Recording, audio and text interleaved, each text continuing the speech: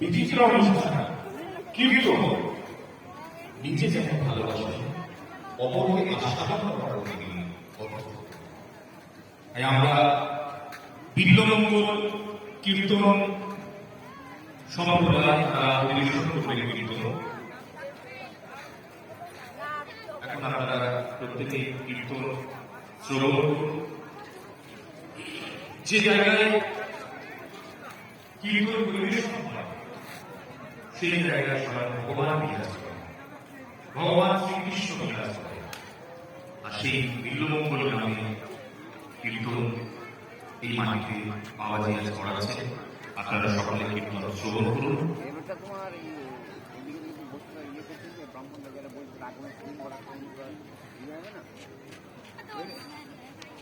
মোবাইলে উঠে না এগুলা, মোবাইলে উঠে না।